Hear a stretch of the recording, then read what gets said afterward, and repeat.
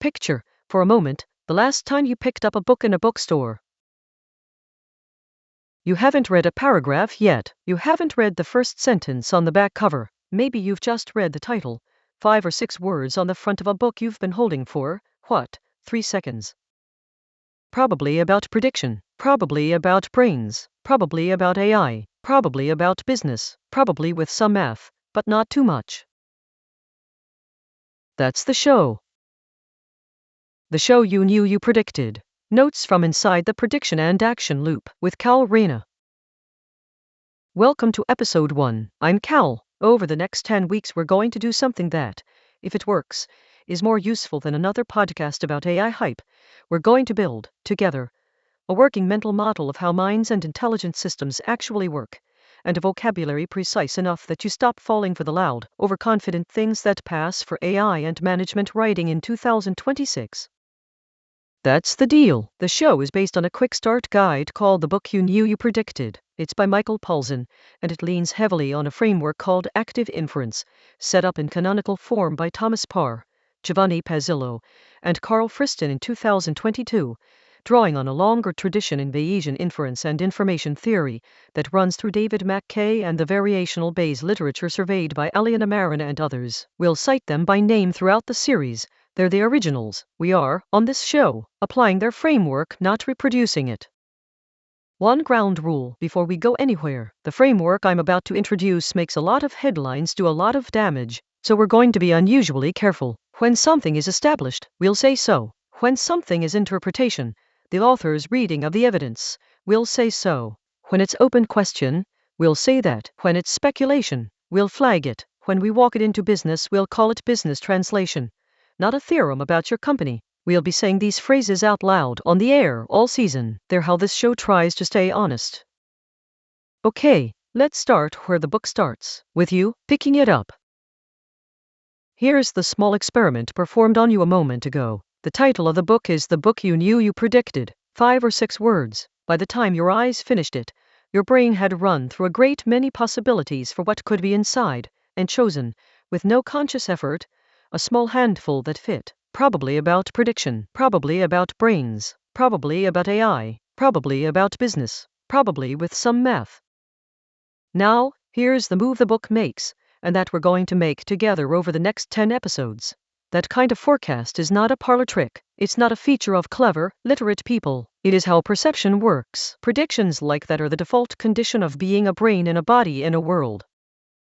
You see a friend approaching from the other end of a street, and your brain doesn't start from scratch. It has, before you've consciously identified the person, predicted that there is a person there at all, predicted that the person is your friend, predicted what they're likely to say first, predicted the rough emotional weather of the next 2 minutes. By the time the conscious high arrives, the work is done.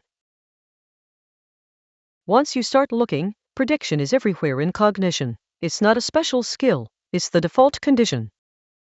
The framework that takes this seriously and runs with it as far as it will go is called Active Inference. Its central commitment, in plain English, sounds something like this: a brain, or, more generally, a creature that needs to keep itself alive in a world, carries an internal model of the situation it's in. The model lets the creature predict what's likely to happen next, given what's happening now, and given what it intends to do. The creature constantly compares its predictions to the data its senses are bringing in. Where prediction and data disagree, the creature has options. It can update its model so the disagreement shrinks, or it can act on the world so the data the world sends back shifts toward what the creature was predicting in the first place. That, in a paragraph, is the whole arc of the framework. We'll spend most of episode 3 on why those two moves, update the model and act on the world, are two arms of the same operation. For now, hold the loop in your head as 4 steps. The model expects something. The senses report something. The agent compares the two. The agent does something, updates beliefs or acts on the world, or both. Then we go back to step 1 with a slightly updated model and a slightly updated world.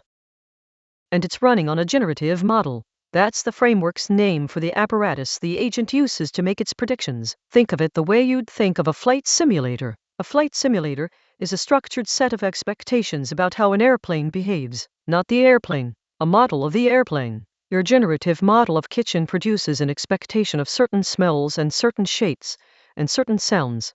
Your generative model of your friend Anna produces expectations about what Anna will say, how Anna will move, what Anna will care about.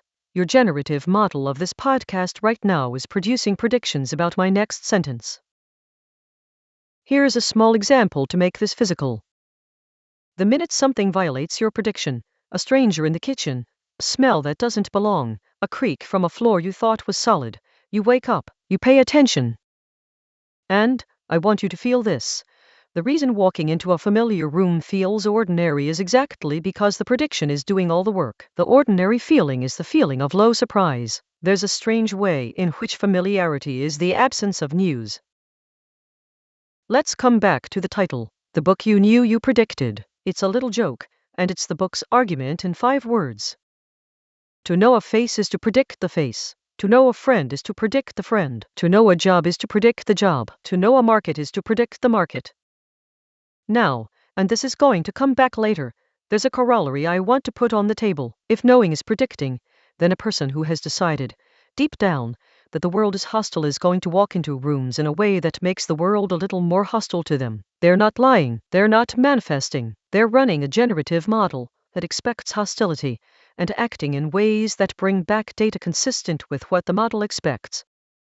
And it explains why a tiny bit of well-placed humility, I might be wrong about this person, can make such a disproportionate difference. It's not that you have a positive thought, it's that you have widened the model just enough that new data has somewhere to go.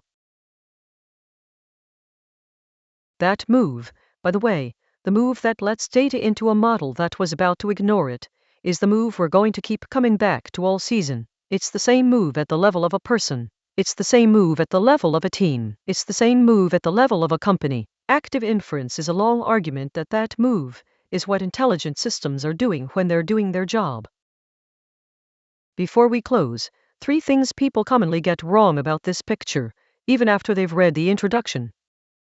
1. This is just the brain as a computer. It isn't. The framework is not the same picture as cognitive science from the 1970s, where the brain is a simple pushing input-output box. In active inference, the agent is not a passive receiver of information. The agent is an active participant in producing the information it gets. By moving its eyes, its body, its attention, its life, it changes what its senses see, in service of keeping its predictions plausible. That is a different picture from the brain as a computer. It's a picture in which the brain and the body are one connected loop, doing one job.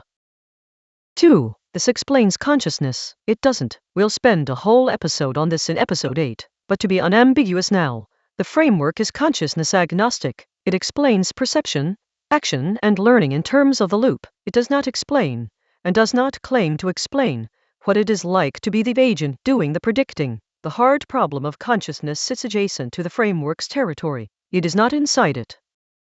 3. If brains predict and language models predict, language models are basically brains. This is the move the AI conversation in 2026 keeps making. We'll spend an entire episode taking that argument apart in episode 7. For today, the word prediction is doing very different work in those 2 cases. A brain predicts to keep itself alive across a boundary in a body, with preferences over its own observations, in continuous engagement with the world. A language model is a function that takes a sequence of tokens and produces a probability distribution over the next token. Both are prediction in the loose English sense. They are not the same kind of thing in the technical sense. We will earn that claim slowly, with care, before we make it.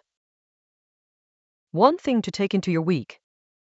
The next time you walk into a room, your kitchen, your office, your kid's bedroom, the meeting room where the teen gathers on Monday, try, just for a beat, to notice the predictions arriving, not to fight them, not to be more present, just to notice. I expected the door to be heavier than that. I expected Brian to already be sitting down. I expected this coffee to be warmer. The predictions are arriving anyway. The only question is whether you can see them. Here's the small joke that holds the whole show together. The title of this show, The Show You Knew You Predicted, is a small experiment performed on you. By the time you finished reading the show name in your podcast app, you had already begun running predictions about what was inside it. That is the framework, in miniature. The show's central claim, that prediction is what minds do, is something the title was relying on, and something you have been doing without noticing for as long as you have been a person. You knew you were going to predict this episode. Now let's do the work to predict it on purpose.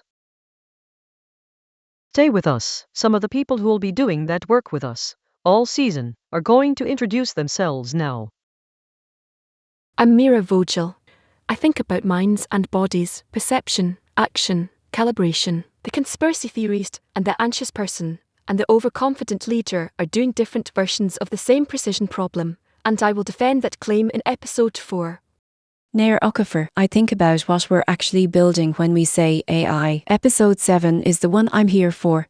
We are going to be unusually clear about what a large language model is and is not, without becoming contrarian about it. Frankie Tanaka, two-time operator. I'm the one who's going to keep this show honest about whether the framework actually applies to your company, or whether you've just found a new vocabulary for your old vibes. Spoiler, it's a mix. Soren Halvorsen. I'm the one with the equation. There's only one in the whole series. It lives in episode 5. I will write it on the air, define every symbol once, and get out of your way. We'll have fun! Next week, Soren and I take apart the word surprise. It is doing more work than you think. It is also a quantity, not a feeling, and once we've defined it properly, several other things in this show stop being slippery. Subscribe so you don't miss it.